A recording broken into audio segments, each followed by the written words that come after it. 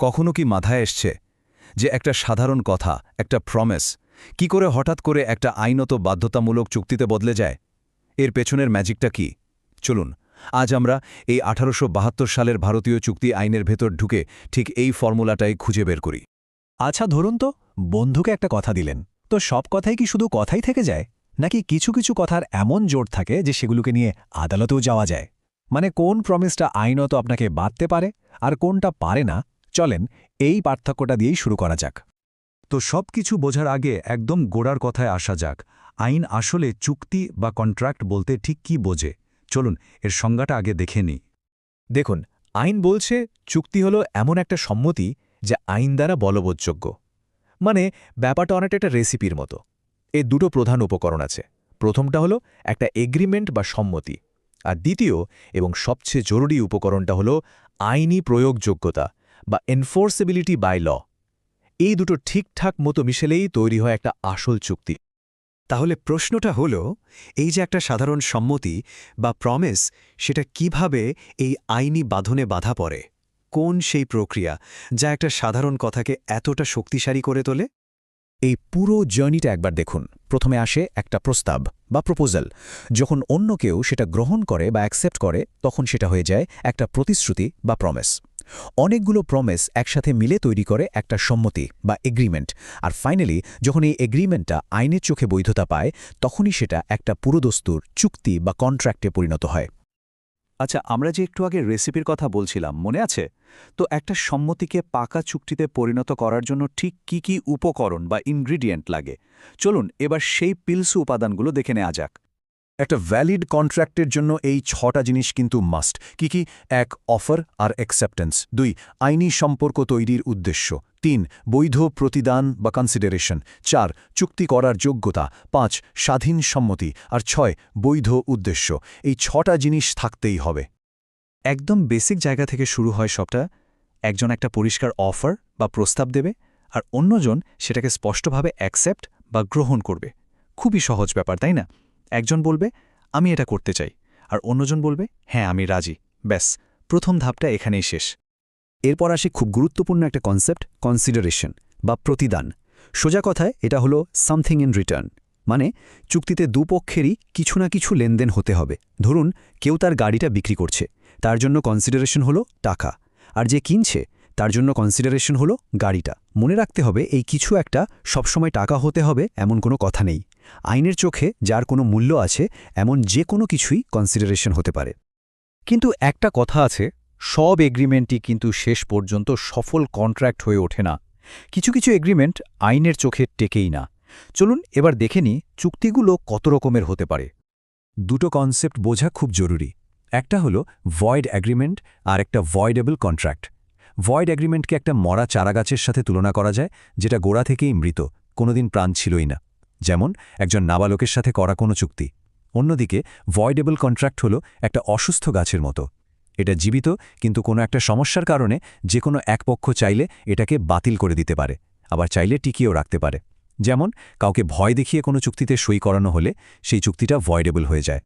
এই যে চার্টটা দেখছেন, এটা কন্ট্রাক্টের বিভিন্ন প্রকারভেদ বুঝতে সাহায্য করবে। দেখুন, চুক্তিকে এর বৈধতা কিভাবে তৈরি হলো বা কিভাবে পালন করা হবে, এই সবের উপর ভিত্তি করে অনেকগুলো ভাগে ভাগ করা যায়। এটা পুরো বিষয়টার একটা দারুণ ওভারভিউ দেয়। আচ্ছা, একটা কন্ট্রাক্টে সই করার জন্য কি কেজেও যোগ্য? না, আইন কিন্তু এখানে কিছু নিয়ম বেঁধে দিয়েছে। চলুন দেখি আইন অনুযায়ী কারা চুক্তি করার ক্ষমতা রাখে আর কারা রাখে না। আইন এখানে 3টে সহজ শর্ত দিয়েছে। 1 বয়স 18 বা তার বেশি হতে হবে, মানে সাবালক হতে হবে। 2 মস্তিষ্ক সুস্থ থাকতে হবে, মানে কি করছেন সেটা বোঝার ক্ষমতা থাকতে হবে। আর 3 দেশের অন্য কোনো আইন দ্বারা চুক্তি করার ব্যাপারে অযোগ্য ঘোষণা করা হয়নি এমন হতে হবে। তাহলে ভাবুন তো, যদি কেউ 17 বছর বয়সে একটা বাইক কেনার এগ্রিমেন্টের সই করে, কি হবে তখন? আইন এখানে একদম পরিষ্কার। নাবালকের সাথে করা যে কোনো চুক্তি গোড়া থেকেই বাতিল, মানে ভয়েড অ্যাব ইনিশিও। এর কোনো আইনি অস্তিত্বই নেই, শুরু থেকেই এটা শূন্য। নাবালকরা তো বটেই, আরও কিছু ক্যাটাগরির মানুষ আছেন যারা চুক্তি করতে পারেন না। যেমন ধরুন বিদেশি শত্রু, অন্য দেশের রাষ্ট্রদূত, সাজাপ্রাপ্ত আসামি বা কোনো দেউলিয়া ব্যক্তি। মূল কথাটা হলো আইন চায় চুক্তির দুপক্ষই যেন তাদের নেওয়া সিদ্ধান্তের গুরুত্ব আর ফলাফলটা পুরোপুরি বুঝতে পারে। এতক্ষণ তো আমরা চুক্তির বাইরের দিকগুলো দেখলাম, এবার আসা যাক এর একেবারে ভেতরে, মানে এর হৃৎপিণ্ডে, আর সেটা হলো স্বাধীন সম্মতি বা ফ্রি কনসেন্ট। কারণ একটা চুক্তি তখনই আসল চুক্তি হয় যখন দুপক্ষই সেটা নিজেদের ইচ্ছায় করে, কোনো জোর জবরদস্তির জন্য নয়। তো এই স্বাধীন সম্মতি আসলে কি? এর মানে হলো যখন চুক্তির সব পক্ষ একই জিনিস নিয়ে একইভাবে ভাবে এবং কোনো রকম বাইরের চাপ বা ভুল তথ্য ছাড়াই রাজি হয়। আইন এটাকে একটা সুন্দর নামে ডাকে, কনসেনসাস অ্যাড ইডেম, যার মানে হলো মনের মিল। কিন্তু কখন এই মনের মিল বা সম্মতিকে স্বাধীন বলা যাবে না? আইন 5টা নির্দিষ্ট কারণের কথা বলেছে। যদি এর মধ্যে যে কোনো একটার কারণেও কেউ সম্মতি দেয়, তাহলে সেই সম্মতি আর ফ্রি থাকে না। কি সেই 5টা জিনিস? 1. কোয়ারশন বা বল প্রয়োগ, সোজা কথায় হুমকি দিয়ে সই করানো। 2. আনডিউ ইনফ্লুয়েন্স বা অনুচিত প্রভাব, মানে ক্ষমতার অপব্যবহার করে কাউকে দিয়ে কিছু করানো। 3. ফ্রড বা জালিয়াতি, মানে জেনে শুনে ঠকানো। 4. মিসরিপ্রেজেন্টেশন বা ভুল তথ্য, মানে না জেনে ভুল কিছু বলা। আর 5. মিস্টেক বা ভুল ধারণা, মানে চুক্তির কোনো জরুরি বিষয় নিয়ে ভুল বোঝা। এর একটাও যদি থাকে, তাহলে কিন্তু সম্মতি আর স্বাধীন রইল না। তাহলে পুরো আলোচনাটার সারমর্ম কি দাঁড়ালো? কয়েকটা জরুরি কথা মনে রাখা দরকার। 1. চুক্তি মানে শুধু কথা দেওয়া নয়, এটা এমন একটা এগ্রিমেন্ট যা আইনত বলবৎ করা যায়। 2. একটা মজবুত চুক্তির জন্য অফার, অ্যাকসেপ্টেন্স, কনসিডারেশন আর যোগ্যতা, এই সব উপকরণ থাকতেই হবে। আর 3. সবচেয়ে বড় কথা, একটা সত্যিকারের চুক্তির মূলে থাকতে হবে স্বাধীন সম্মতি, যেখানে কাউকে জোর করে বা ভুল বুঝিয়ে রাজি করানো হয় না। শেষে একটা মজার জিনিস ভাবা যাক, আমরা যে ফোনে এত অ্যাপ ব্যবহার করি তার টার্মস অ্যান্ড কন্ডিশনসগুলো কি কখনো পড়ে দেখি? না পড়েই কিন্তু আই এগ্রি বোতামে ক্লিক করে দিই। তার মানে আমরা রোজ কতগুলো ডিজিটাল চুক্তিতে সই করছি, তাই না? ভাবুন একবার, সেই 1872 সালের আইন আজকের এই ডিজিটাল দুনিয়াতেও কতটা প্রাসঙ্গিক। আচ্ছা, আমরা দিনে কতবার যে ওই আই অ্যাগ্রি বাটনে ক্লিক করি তার কি কোনো হিসাব আছে? হা, হা, হা, একদমই নেই। কোনো অ্যাপ ডাউনলোড করতে গেলে বা ধরুন অনলাইনে কিছু কিনতেও গেলে আমাদের সামনে বিরাট একটা টার্মস অ্যান্ড কন্ডিশনসের তালিকা চলে আসে। আর আমরা প্রায় কেউই ওটা পড়ি না। একদম, শুধু টিক দিয়ে এগিয়ে যাই। কিন্তু আমরা কি কখনো ভেবে দেখেছি ওই একটা ক্লিকে আমরা ঠিক কোন প্রতিশ্রুতিতে নিজেদের বেঁধে ফেলছি? আর মজার ব্যাপার হলো, এই ডিজিটাল যুগের লেনদেন বুঝতেও আমাদের ফিরে যেতে হয় সেই 150 বছর পুরনো একটা আইনের কাছে। 1872 সালের ইন্ডিয়ান কন্ট্রাক্ট অ্যাক্ট। হ্যাঁ, ঠিক তাই। বিষয়টা আসলেই দারুণ। মানে দেখুন, প্রযুক্তি বদলেছে, লেনদেনের ধরন বদলেছে, কিন্তু দুটো মানুষের মধ্যে বিশ্বাস আর প্রতিশ্রুতির যে মূল ধারণা, সেটা কিন্তু এক জায়গাতেই দাঁড়িয়ে আছে। হুম। এই পুরনো আইনটা আসলে সেই সম্পর্কেরই একটা অপারেটিং সিস্টেমের মতো কাজ করে। আমাদের হাতে থাকা নেতাজি সুভাষ মুক্ত বিশ্ববিদ্যালয়ের বিজনেস রেগুলেটরি ফ্রেমওয়ার্ক বইটা এই অপারেটিং সিস্টেমের কোডগুলোই বুঝতে সাহায্য করবে। তাহলে চলুন আজ এই কোডগুলো একটু ডিকোড করা যাক। একেবারে গোড়া থেকে শুরু করি। আমরা সবাই জানি যে কোনো চুক্তি শুরু হয় একটা প্রস্তাব আর তার স্বীকৃতি দিয়ে। কিন্তু যে কোনো সাধারণ কথা দেওয়া নেওয়া, মানে একটা সম্মতি, সেটা কখন একটা আইনত বাধ্যতামূলক চুক্তিতে পরিণত হয়? মানে কোনটা নিছকে একটা সামাজিক প্রতিশ্রুতি আর কোনটার জন্য আদালত পর্যন্ত যাওয়া যায়? সীমারেখাটা ঠিক কোথায়? এটা খুব জরুরি একটা প্রশ্ন। আর এখানে আইনের সবচেয়ে মজার দিকটা লুকিয়ে আছে। চুক্তিকে যদি একটা বাড়ির সাথে তুলনা করা হয়, তাহলে প্রস্তাব বা অফার আর স্বীকৃতি বা অ্যাকসেপ্টেন্স হলো তার ভিত্তি। আচ্ছা। কিন্তু শুধু ভিত্তি দিয়ে তো আর বাড়ি দাঁড়ায় না, তাই না? তার জন্য তো পিলার দরকার, মজবুত pillar. Right. Indian contract act সেই পিলারগুলোর একটা তালিকা দিয়েছে। যেমন ধরুন, আইনসম্মত প্রতিদান বা কনসিডারেশন, তারপর চুক্তি করার যোগ্যতা বা ক্যাপাসিটি, পক্ষদের স্বাধীন সম্মতি মানে ফ্রি কনসেন্ট, আর বৈধ উদ্দেশ্য বা লফুল অবজেক্ট। এর যে কোনো একটা পিলার যদি দুর্বল হয়, তাহলে কিন্তু পুরো বাড়িটাই ধসে পড়তে পারে। এই যে প্রতিদান বা কনসিডারেশন শব্দটা, এটা তো প্রায়ই শোনা যায়। এর মানে কি এই যে লেনদেনটা ন্যায্য বা সমান সমান হতে হবে? না না, অনেকে এটা ভুল বোঝেন। প্রতিদান মানে কিন্তু ন্যায্য মূল্য নয়। এর মানে হলো লেনদেনটা একতরফা হবে না, দুপক্ষের জন্যই কিছু পাওয়ার বা ছাড়ার বিষয় থাকতে হবে। ও। আইনের ভাষা একে বলে কুইড প্রোকো, মানে সামথিং ইন রিটার্ন। আপনি যদি কাউকে আপনার গাড়িটা এমনিতেই দিয়ে দেওয়ার কথা দেন, সেটা একটা উপহারের প্রতিশ্রুতি হতে পারে, কিন্তু চুক্তি নয়। আচ্ছা, কিন্তু যদি আপনি $1 বিনিময়েও গাড়িটা বিক্রি করতে রাজি হন, আইন বলবে এখানে প্রতিদান আছে, এবং এটা একটা বৈধ চুক্তি হতে পারে। তার মানে আইন পরিমাণ নিয়ে মাথা ঘামায় না, শুধু দেখে লেনদেনটা দ্বিমুখী কিনা। একদম। আচ্ছা, তাহলে প্রতিদান হলো একটা পিলার। আরেকটা পিলারের কথা বললেন, চুক্তি করার যোগ্যতা বা ক্যাপাসিটি। এটা তো বেশ ইন্টারেস্টিং। তার মানে আইন ঠিক করে দেয় যে কারা চুক্তি করতে পারবে আর কারা পারবে না। হ্যাঁ, ঠিক তাই। আইন মূলত 3 ধরনের মানুষকে চুক্তি করার অযোগ্য মনে করে: কারা তারা? নাবালক, মানসিকভাবে অসুস্থ ব্যক্তি, আর আইন দ্বারা বিশেষভাবে অযোগ্য ঘোষিত কেউ। এর পেছনের মূল উদ্দেশ্য হল দুর্বল পক্ষকে রক্ষা করা, যাতে কেউ তাদের অসহায়তার সুযোগ নিতে না পারে। কিন্তু এটা কি সবসময় ন্যায্য? ধরুন কোনো 17 বছরের ছেলে, যে দেখতে বড়দের মতোই, নিজের বয়স লুকিয়ে একটা অনলাইন ব্যবসা শুরু করল। সে হয়তো একজন সাপ্লায়ারের থেকে মাল নিয়ে টাকা দিল না। এক্ষেত্রেও কি আইন সে নাবালকেরই পক্ষ নেবে? এটা তো ওই সাপ্লায়ারের প্রতি এক ধরনের অবিচার মনে হচ্ছে। আপনার প্রশ্নটা একটুটেমি চায়ের মতো, আর এই বিতর্কটা বহু পুরনো। এর উত্তরটা লুকিয়ে আছে মোহরী বিবি বনাম ধর্মদাস ঘোষ নামের একটা ঐতিহাসিক মামলায়। ও, এই কেসটার কথা শুনেছি। হ্যাঁ, এটা খুবই গুরুত্বপূর্ণ একটা উদাহরণ। আসলে এই মামলায় আদালত খুব পরিষ্কারভাবে বলে দেয় যে নাবালকের সাথে করা যে কোনো চুক্তি শুরু থেকেই বাতিল, মানে ভয়েড অ্যাব ইনিশিও। ভয়েড অ্যাব ইনিশিও মানে শুরু থেকেই বাতিল। একদম। এর মানে আইনত এর কোনো অস্তিত্বই নেই। আদালত বলেছিল আইন নাবালকদের রক্ষা করার জন্য তৈরি হয়েছে, তাদের ঠোকানোর সুযোগ দেওয়ার জন্য নয়। তাই আপনার উদাহরণে ওই সাপ্লায়ার সম্ভবত টাকাটা ফেরত পাবে না। তার মানে আইন এখানে সাপ্লায়ারের ক্ষতির চেয়ে নাবালকের সুরক্ষাকে বেশি গুরুত্ব দিয়েছে। হ্যাঁ, আইন এখানে একটা কঠিন সিদ্ধান্ত নিচ্ছে। একজনের ক্ষতি হলেও বৃহত্তর নীতিটাকে রক্ষা করছে। বেশ, তাহলে যোগ্যতার বিষয়টি তো বুঝলাম। কিন্তু যোগ্য হলেই কি হবে? যদি কাউকে, ধরুন, বন্দুকের নলের মুখে সই করতে বাধ্য করা হয়, সেই সম্মতি তো আর আসল সম্মতি থাকল না। এখান থেকেই তো স্বাধীন সম্মতি বা ফ্রি কনসেন্টের ধারণাটা আসে, তাই না? ঠিক তাই। এটা চুক্তির সবচেয়ে সংবেদনশীল পিলারগুলোর একটা। সম্মতি তখনই স্বাধীন বলে গণ্য হয় যখন তার পেছনে বলপ্রয়োগ বা কোয়ার্শন, অনুচিত প্রভাব মানে আনডিউ ইনফ্লুয়েন্স, প্রতারণা বা ফ্রড, মিথ্যা বর্ণনা বা মিসরিপ্রেজেন্টেশন অথবা ভুল বা মিস্টেক, এই 5টার কোনো একটাও থাকে না। আচ্ছা, এর যে কোনো একটার উপস্থিতি চুক্তিকে সরাসরি বাতিল করে না, কিন্তু তাকে বাতিলযোগ্য বা ভয়েডেবল করে তোলে।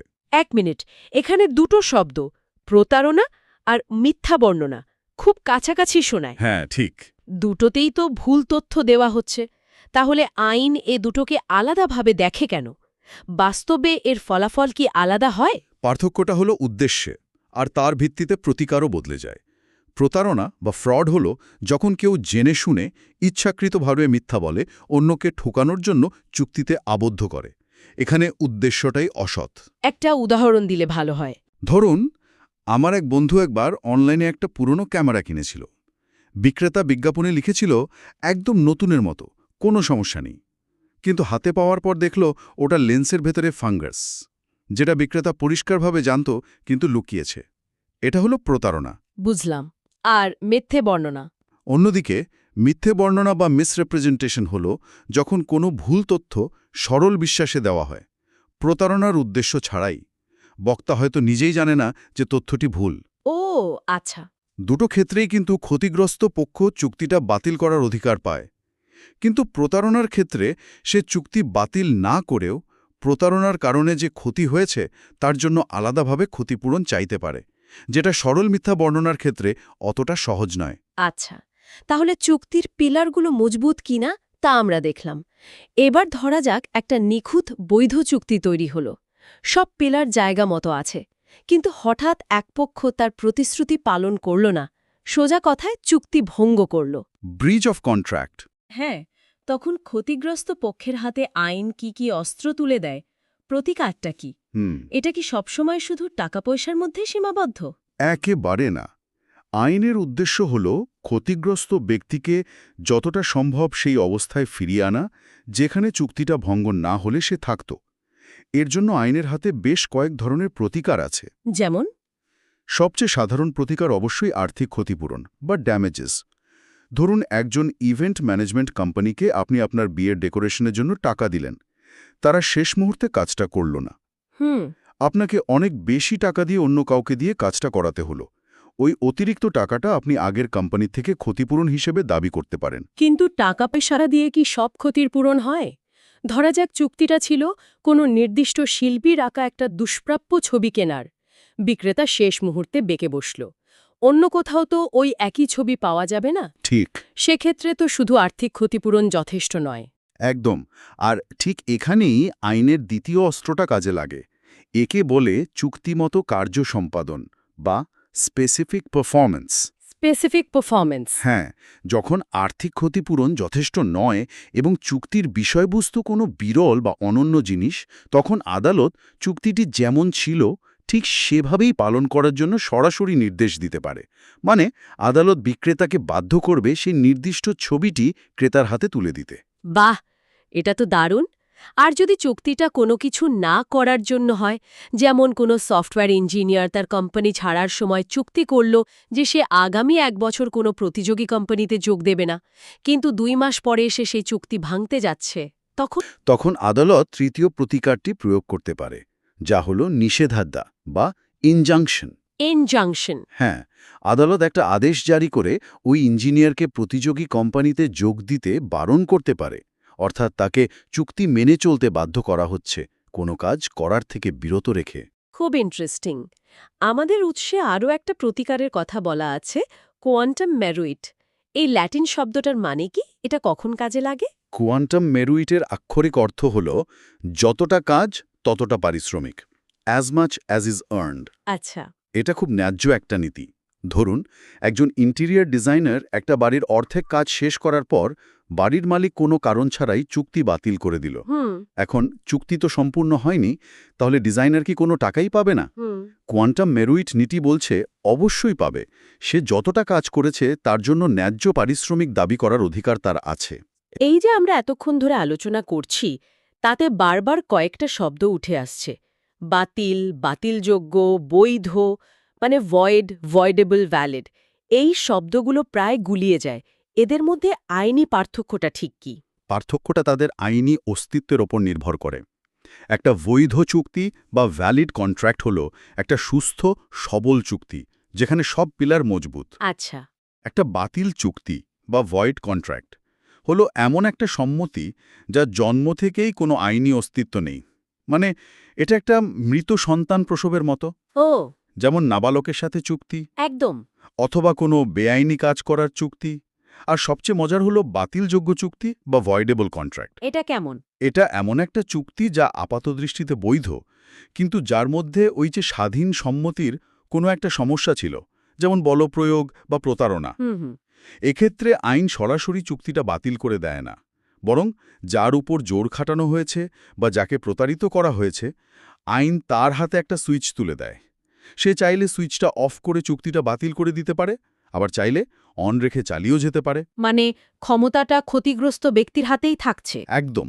আইন এখানে অধিকার বা এজেন্সি ফিরিয়ে দিচ্ছে। এই মূল ভাগগুলো ছাড়াও তো আমাদের পাঠ্যপুস্তকে জামিন, মানে গ্যারেন্টি, বা নিক্ষেপ, মানে বেলমেন্টের মতো বিশেষ ধরনের চুক্তিরও উল্লেখ আছে।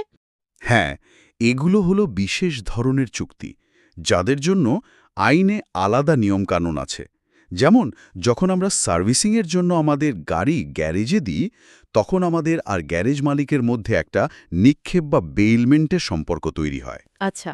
এখানে গাড়ির মালিকানা আমারই থাকে, কিন্তু সাময়িকভাবে সেটার দখল ও সুরক্ষার দায়িত্ব গ্যারেজের। এই বিশেষ সম্পর্কগুলোর দায়-দায়িত্ব সাধারণ কেনাবেচার চুক্তি থেকে আলাদা হয়। তাহলে আজকের এই আলোচনা থেকে আমরা দেখলাম যে 1872 সালের ভারতীয় চুক্তি আইন শুধু একটা পুরনো আইনের বই নয়, এটা আসলে আমাদের ব্যবসায়িক এবং ব্যক্তিগত লেনদেনের এক ধরনের ব্যাকরণ। ঠিক।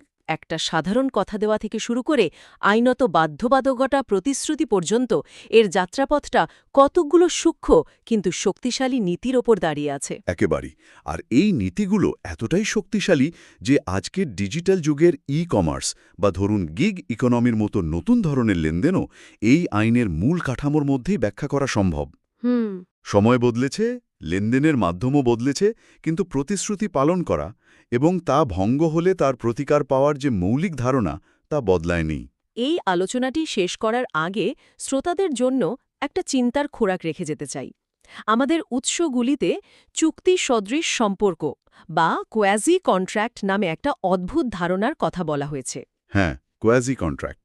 এখানে কোনো আনুষ্ঠানিক প্রস্তাব বা স্বীকৃতি নেই, কোনো লিখিত বা মৌখিক চুক্তিও নেই, কিন্তু আইন কিছু নির্দিষ্ট পরিস্থিতিতে এক পক্ষকে অন্য পক্ষের প্রতি দায়বদ্ধ করে তোলে, শুধু এটা নিশ্চিত করতে যে কেউ যেন অন্যায়ভাবে লাভবান না হয়। এর সবচেয়ে সহজ উদাহরণ হল ভুলবশত আপনার ব্যাংক অ্যাকাউন্টে যদি অন্য কারো টাকা চলে আসে, হ্যাঁ, তাও ফেরত দেওয়া আপনার আইনি কর্তব্য।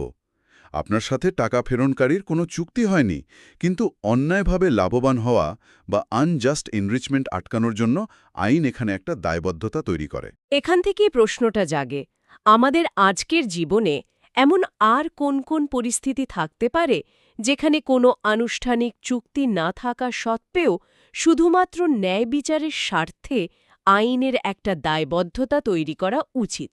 যেমন একটা আর্টিফিশিয়াল ইন্টেলিজেন্স যদি আপনার ব্যক্তিগত ডেটা ব্যবহার করে নিজে নিজে কিছু তৈরি করে, সেই লাভের অংশ কি আপনার পাওয়া উচিত? খুব ইন্টারেস্টিং প্রশ্ন। এখানে তো কোনো চুক্তি নেই। এই প্রশ্নগুলোই হয়তো ঠিক করে দেবে ১৫০ বছর পুরনো এই আইন ভবিষ্যতে কেমন রূপ নেবে।